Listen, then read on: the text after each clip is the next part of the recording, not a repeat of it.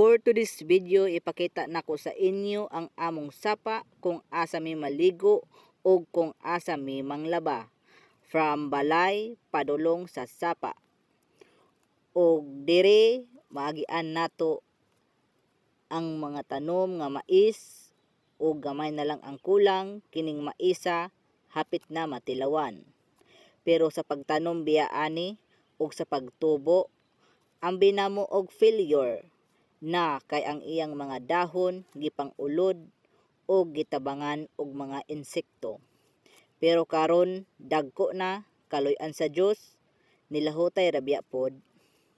So dool na ta sa among sapa, murag mga 5 minutes pod ni siya baklayon gikan sa balay padulong sa sapa. Og niabot na jud ta sa among sapa. Mao na ni among daily routine.